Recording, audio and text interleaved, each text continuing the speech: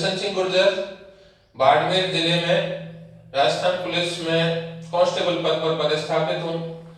मेरा YouTube channel Rajasthan GK lab में आप सभी का हार्दिक स्वागत एवं अभिनंदन है। हम आपको मेरे YouTube channel Rajasthan GK lab में समस्त राजस्थान जीके, राजस्थान का भूगोल, राजस्थान का इतिहास व राजस्थान की कला संस्कृति, संपूर्ण राजस्थान जीके आपको मेरे यूट्यूब चैनल पर आपको मिलेगी। आज हम शुभारंभ कर रहे हैं और शुभारंभ में हम एक पॉइंट ले रहे हैं राजस्थान का नामकरण। राजस्थान का नामकरण में आप सभी को मैं बताऊं, हमारा वर्तमान में जो राज्य है राजस्थान है, इससे पूर्व में राजस्थान के अलग अलग नाम हुआ करते थे। समय के अनुसार, काल के अनुसार अलग अलग नाम थे और वो नाम परिवर्तन होते होते वर्तमान राजस्थान अस्तित्व में आया। तो सबसे पहले राजस्थान का जो नामकरण की हम बात कर रहे हैं, तो सबसे पहले याद रखना, राजस्थान का नाम मिलता है ऋग्वेद में। किसमें मिलता है? ऋग्वेद में। राजस्थान का पहला नाम मिलता है ऋग्वेद में। उसके बाद राजस्थान के नाम की बात करें तो वाल्मीकि कृत रामायण में मिलता है। राजस्थान का दूसरा नाम किसमें मिलता है? वाल्मीकि कृत रामायण।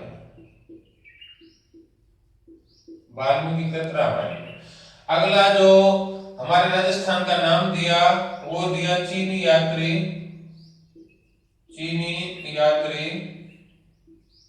हुएनसांग।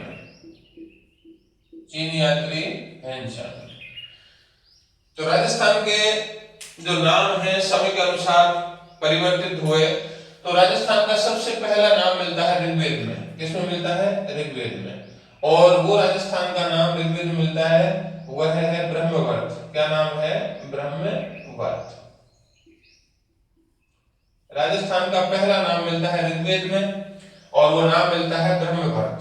ब्रह्म का अर्थ होता है पवित्र और वर्त का अर्थ होता है क्षेत्र या भूमि। हमारे 4 वेद हैं। सबसे प्राचीन वेद है ऋग्वेद, दूसरा है सामवेद, यजुर्वेद और अथर्ववेद। सबसे प्राचीन वेद है ऋग्वेद और ऋग्वेद में हमारे राजस्थान का नाम मिलता है ब्रह्मवर्त। ब्रह्म का अर्थ होता है पवित्र, वर्त का अर्थ क्षेत्र या भूमि। तो ऋग्वेद में हमारे राजस्थान का नाम क्या मिलता है? ब्रह्मवर्त। आगे समय बदला और हमारे बहुत बड़े जो कवि हुए या लेखक हुए वाल्मीकि ने एक ग्रंथ लिखा रामायण, संस्कृत भाषा में लिखा। उसमें हमारे राजस्थान का नाम मिलता है मरुकांता। वाल्मीकि कृत रामायण में राजस्थान का नाम क्या मिलता है? मरुकांता।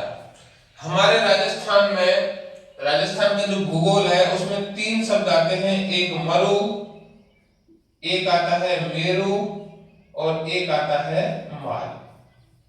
मरु किसे कहते हैं? मरु उसे कहते हैं जहां पर जल, जंगल और जल, जंगल और जन का क्या मिलता है? अभाव मिलता है, उसे कहते हैं मरु। यहाँ रेत के बड़े बड़े टीले होते हैं, पानी का अभाव होता है और जन शून्य होता है, लगभग कम मात्रा में लोग मिलते हैं और जंगल यानी वनस्पति है वो भी कम मिलती है। मेरु किसे कहते हैं? मेरु कहते हैं पहाड़ी क्षेत्र को। किसको कहते हैं? पहाड़ी क्षेत्र को। माल किसे कहते हैं? पठारी भाग को। किसको कहते हैं? पठारी भाग को। तो ऋग्वेद में हमारे राजस्थान का नाम ब्रह्मवर्त मिला, वाल्मीकि कृत रामायण में राजस्थान का नाम मरुकांता मिला। अगला नाम है चीनी यात्री हेनशान। एक चीनी यात्री आए थे हेनशान, उन्होंने हमारे राजस्थान का नाम क्या दिया था? गुर्जराता। मैं आपको बता दूं, हमारे राजस्थान का भौतिक प्रदेश हम पढ़ेंगे तो उसमें हम 4 भागों में बांटेंगे। तो एक भाग होगा मध्यवर्ती अरावलीय पर्वतीय प्रदेश। तो मध्यवर्ती अरावलीय पर्वतीय प्रदेश है, उसका जो पश्चिमी भाग था, उस पश्चिमी भाग को हेनशान ने कौन सा नाम दिया था? गुर्जराता नाम दिया था। तो अब तक राजस्थान के हमने 3 नाम पढ़े, ब्रह्मवर्त, मरुकांता, गुर्जराता। ब्रह्मवर्त मिला ऋग्वेद से, मरुकांता मिला रामायण से और गुर्जराता शब्द मिला किसने दिया? चीनी यात्री हेनशान ने। आगे हम राजस्थान के अगले नाम की बात करेंगे। सबसे पहले ऋग्वेद में मिला ब्रह्मवर्त, वाल्मीकि कृत रामायण में मिला मरुकांतार, और चीनी यात्री हेनशांग ने नाम दिया गुर्जराथा। क्या नाम दिया? गुर्जराथा। आगे हम बात करेंगे, एक शब्द है राजपूताना। राजपूताना,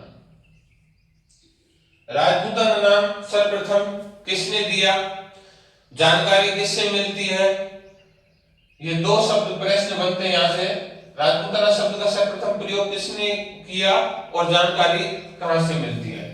तो देखो, राजपूताना शब्द है, उसका सर्वप्रथम प्रयोग किया था जॉर्ज थॉमस ने। किसने किया था? जॉर्ज थॉमस ने। जॉर्ज थॉमस ने इसका प्रयोग किया। कब किया? 1800 ईस्वी में किया।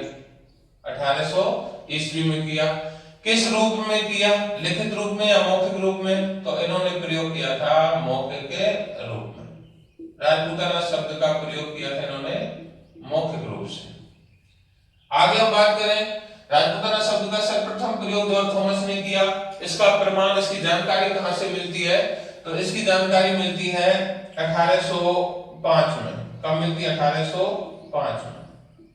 1805 में एक लेखक हुए जिनका नाम था विलियम फ्रैंकलिन। विलियम फ्रैंकलिन, इन्होंने एक पुस्तक लिखी। उस पुस्तक का नाम है द मिलिट्री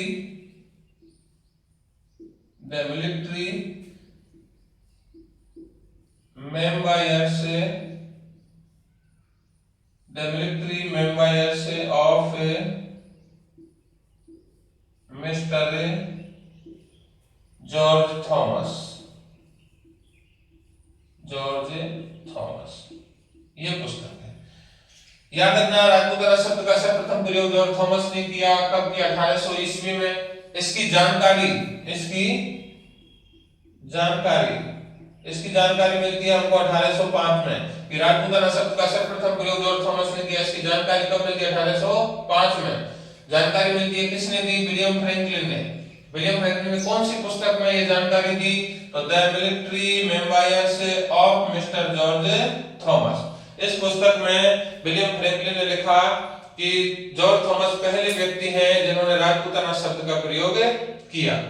राजपूताना शब्द का प्रयोग किसने किया था? जॉर्ज थॉमस ने। जॉर्ज थॉमस ने 1800 ईस्वी में सर्वप्रथम राजपूताना शब्द का प्रयोग किया था। तो याद रखना, इसके यहां से प्रश्न थोड़ा सा मन में हमारे आता है कि इन्होंने राजपूताना शब्द का प्रयोग क्यों किया। तो हम इसको 3 भागों में बांटेंगे। कितने भागों में बांटेंगे? 3 भागों में। पहला भाग होगा 1800, दूसरा होगा 1817 1800 ईस्वी, एक होगा 1817 ईस्वी, एक होगा 1838 ईस्वी।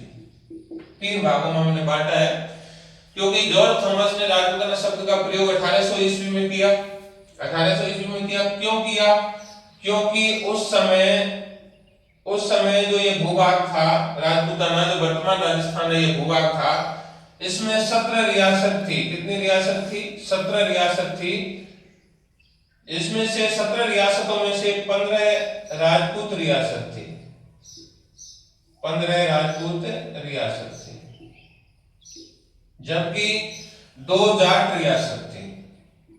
2 जाट रियासत थी। इसलिए जॉर्ज थॉमस ने सोचा कि 15 रियासत राजपूत रियासत है, 2 रियासत जाट रियासत है, अधिकतर रियासत किन की है? राजपूतों की। इसलिए जॉर्ज थॉमस ने क्या नाम दे दिया? राजपूताना नाम दिया था। 1817 में एक रियासत बनी, टोंक रियासत। कौन सी रियासत? टोंक रियासत। और ये टोंक रियासत कैसी रियासत थी? ये मुस्लिम रियासत थी। ये मुस्लिम रियासत थी। फिर बात करें 1838 में कौन सी रियासत बनी थी? झालावाड़ रियासत बनी। झालावाड़ रियासत बनी। और ये भी कैसी रियासत थी? राजपूत रियासत थी।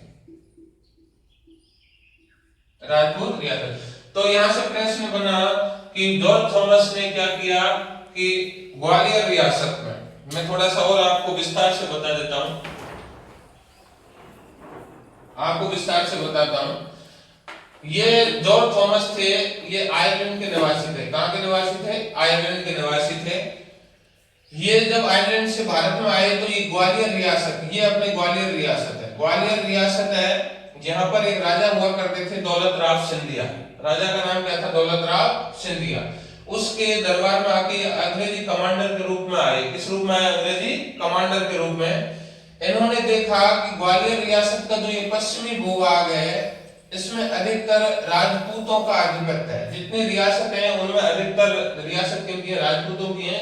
इसीलिए जॉर्ज थॉमस ने ग्वालियर रियासत के पश्चिमी भाग को क्या नाम दिया गया? राजपूताना शब्द का प्रयोग किया था। तो याद रखना, हमारे 1800 ईस्वी में जब जॉर्ज थॉमस ने नाम दिया था, 1800 ईस्वी में जब जॉर्ज थॉमस ने राजपूताना शब्द का प्रयोग किया था, तो उस समय अधिकतर रियासत यानी 15 रियासत राजपूत रियासत थी अपने राजपूताना वर्तमान राजस्थान में, और 2 जाट रियासत हुआ करती थी। 1800 ईस्वी तक की बात है। उसके बाद में 2 और रियासत बनी, उसमें एक मुस्लिम रियासत टोंक रियासत बनी, एक राजपूत रियासत बनी जो झालावाड़ रियासत बनी। वर्तमान की स्थिति में देखें तो याद रखना, वर्तमान की स्थिति में राजपूताना नाम नहीं है। क्या नाम है? राजस्थान।